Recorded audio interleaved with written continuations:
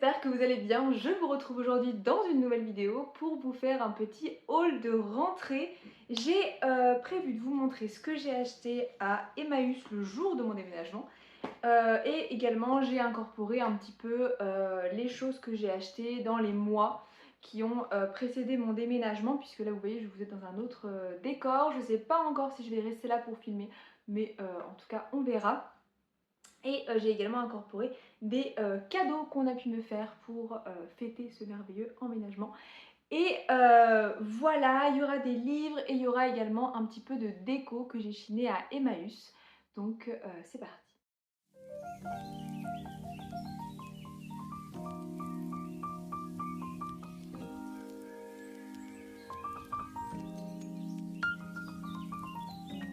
On va commencer par les livres de chez Emmaüs et j'ai acheté 2 livres que je n'avais pas et 2 livres que j'avais déjà, mais dans des plus belles éditions. Pour les livres que je n'avais pas, j'ai acheté premièrement un essai qui est sur le djihadisme de David Benichou, Farhad Khosrokavar, je suis désolée si j'écorche son nom, et Philippe Migaud, qui est comme cela, c'est pour comprendre le phénomène du djihadisme. Je l'ai acheté parce que c'est des problématiques qu'on peut parfois rencontrer dans mon métier d'éducatrice et du coup j'avais envie de m'informer sur le sujet. Deuxième livre un peu avec une thématique un peu originale, on va dire, que j'ai trouvé à Emmaüs. Il s'agit de Mes prisons de Silvio Pellico. Il est magnifique, regardez, avec la tranche marqué comme ceci, il est comme ça, et il y a des parties qui sont un petit peu illustrées. Je sais pas si je peux vous montrer peut-être. Ouais, voilà, hop, oula. Il y a des parties qui sont illustrées comme ceci. On va suivre les mémoires de Silvio Pellico qui s'est battu en Italie près de Turin pour la liberté et ça lui a valu quelques passages en prison et donc il va écrire ses mémoires par rapport à ça. Dans ce roman, c'est un livre que j'ai d'abord acheté pour son esthétisme, je dois bien vous l'avouer, mais en même temps le sujet m'intéresse énormément, donc écoutez, j'ai hâte de le lire.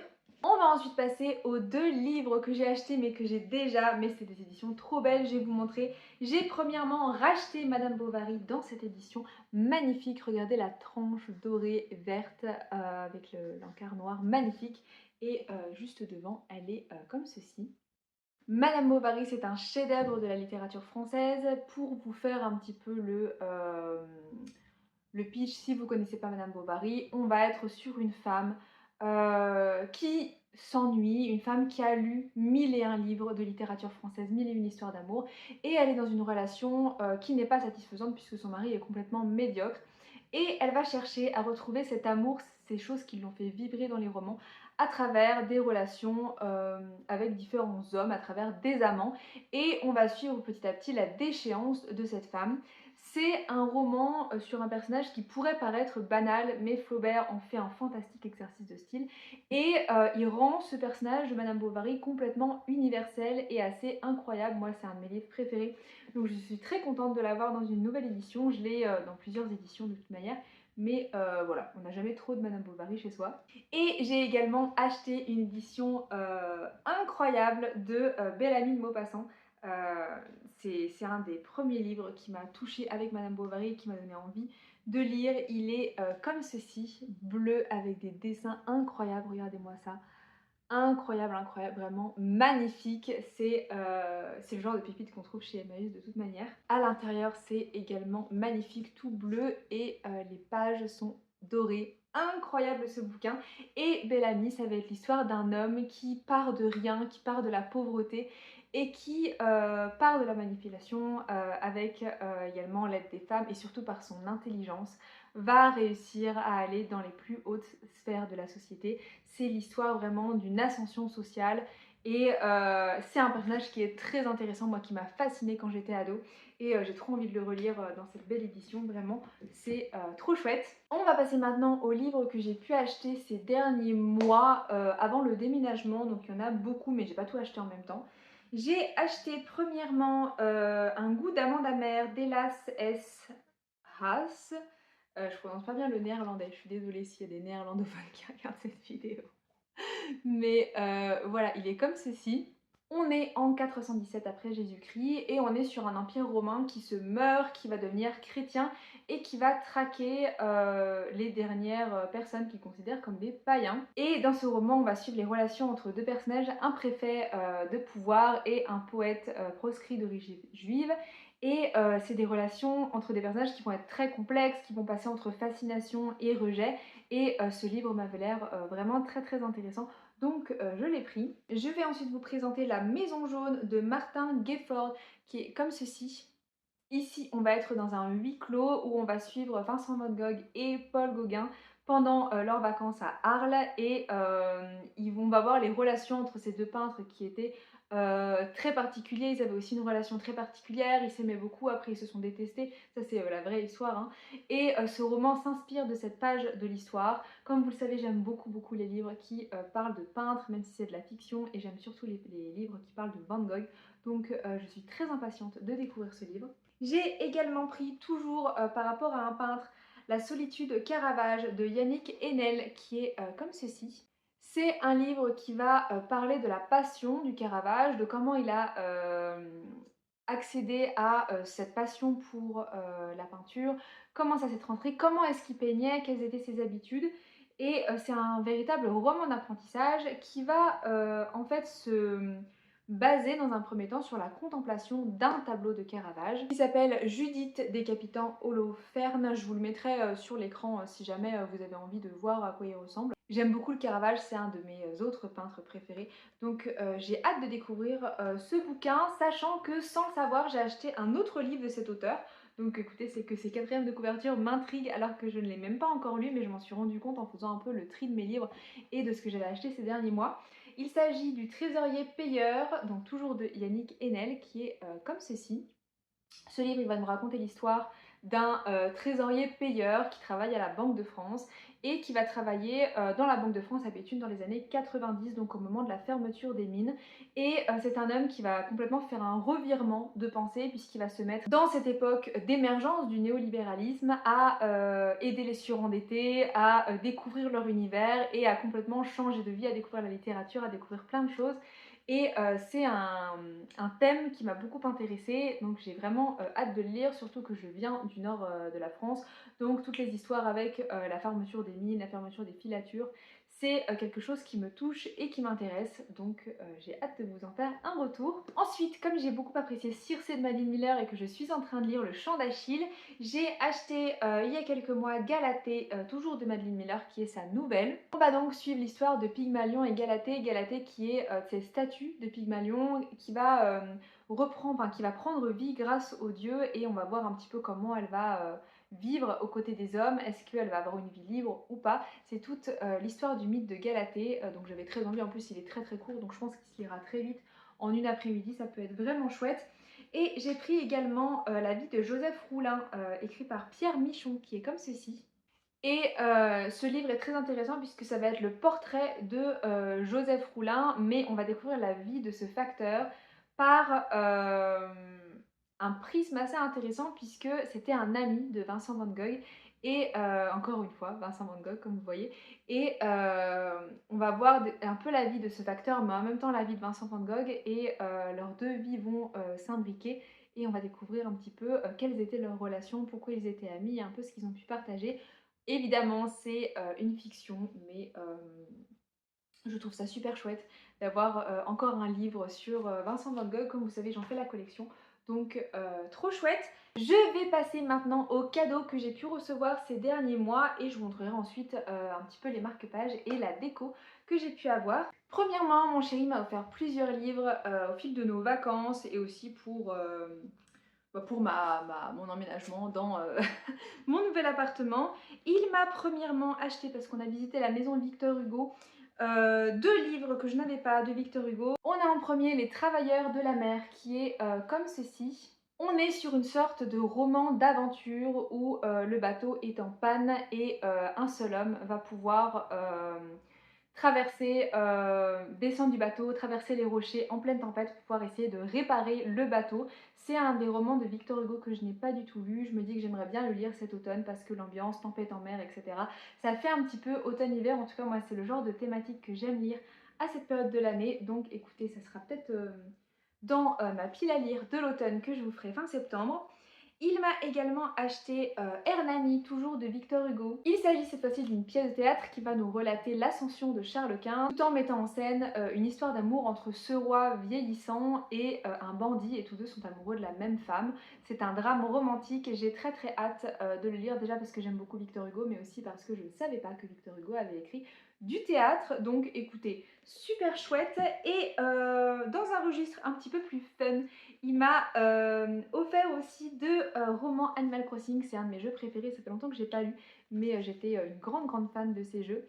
Ils sont comme ceci, et en fait ça va raconter l'histoire de cette petite fille juste là qui va arriver par hasard sur l'île déserte d'Animal Crossing, et elle va vivre la vie qu'on vit quand on ouvre le jeu Animal Crossing. J'ai commencé à lire les premières pages, ça m'a trop donné envie de rejouer Animal Crossing, vraiment.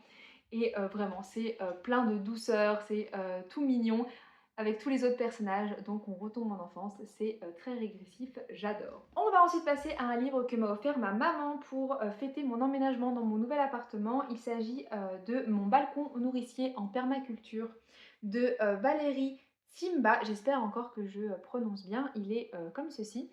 Alors j'ai commencé à le feuilleter, et c'est un livre qui va nous parler de comment faire des récoltes abondantes sur un petit balcon, comment essayer de maximiser son espace tout en faisant de la permaculture, en respectant l'environnement. C'est vraiment ce que j'aimerais faire, puisque maintenant j'ai un balcon et j'aimerais faire un potager dessus.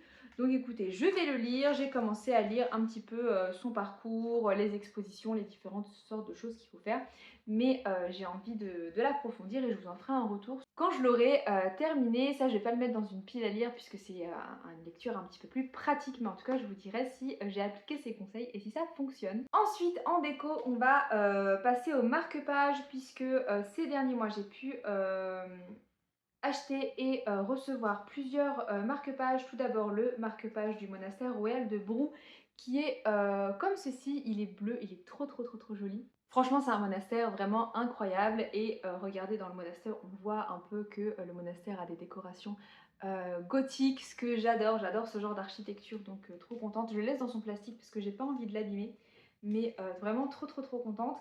Et quand je suis partie à Arles en vacances, j'ai acheté ce petit marque-page avec le café jaune de Van Gogh qui n'existe plus aujourd'hui. J'ai acheté ça à la fondation Vincent Van Gogh, et juste trop contente, à la différence près que la fondation Van Gogh ne vaut pas vraiment le coup. C'est pas une salle d'exposition avec beaucoup de tableaux de Van Gogh, c'est juste de l'art contemporain et ou moderne autour d'une thématique abordée par Van Gogh. Et également, pendant ces mêmes vacances, j'ai pu recevoir une petite boule à neige pailletée avec la nuit étoilée de Van Gogh, qui est juste trop belle. Donc trop contente. On va rester sur un petit peu de la décoration et des marque-pages avec une amie et artiste à qui j'ai acheté des choses ces derniers mois. Il s'agit de Margot Graphisme, je vous la mettrai en barre d'infos, je vous mettrai son Instagram et je vous le mettrai également ici à l'écran. Je lui ai pris un petit marque-page fait à la main et imprimé en linogravure comme ceci, trop beau, avec une petite tasse, une fleur et des livres et plein de petites étoiles. Je trouve ça trop magnifique, vraiment. Alors elle m'a dit qu'on pouvait retirer le plastique et que c'était fait de manière à ce que ça ne s'abîme pas sur les livres, dans le sac, etc. Mais j'ai quand même envie de garder le plastique parce que je le trouve tellement joli que j'ai tellement peur de l'abîmer. Je lui ai également pris une illustration que je vais mettre dans ma chambre, que j'ai pas encore eu le temps d'accrocher. Il s'agit d'un petit van avec des fleurs et de la musique. Vraiment, je trouve ça trop joli. Voilà, je vous mets comme ça. C'est un format A4, c'est vraiment trop joli. Je pense que je vais mettre ça dans ma chambre et ça correspond vraiment à mon univers de fleurs, de petites plantes vertes, etc. Moi j'ai beaucoup de plantes et j'ai toujours rêvé d'avoir un van, donc trop joli, j'aime trop. Et je lui ai également pris des autocollants que j'ai laissés dans leur emballage. J'ai refermé l'emballage pour ne pas les perdre ni les abîmer, le temps de trouver un endroit où les mettre, mais je vais les sortir exprès pour vous, je vais vous montrer. Il s'agit de la petite mascotte de Margot, qui est Murray's, qui est une vache qui est à Metz, mais qui à la base est américaine. Et c'est plein de petits autocollants vachettes. Donc il y en a un de Metz avec un uniforme de Graouli, qui est notre emblème de Metz, le dragon Graouli.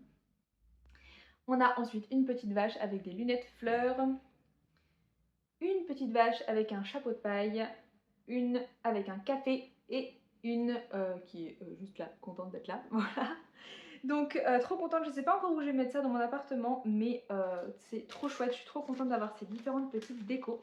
Et on va repasser aux décorations que j'ai achetées chez Emmaüs le jour de mon déménagement. Premièrement, j'ai acheté un miroir vintage que j'ai laissé dans mon entrée. Je vous mettrai un insert photo juste ici ou une petite vidéo, mais en tout cas, je vous le mettrai sur l'écran pour éviter d'avoir à déplacer ma caméra. Mais c'est un miroir que j'ai payé vraiment très peu cher, forcément à Emmaüs, et qui est très beau, en très bon état.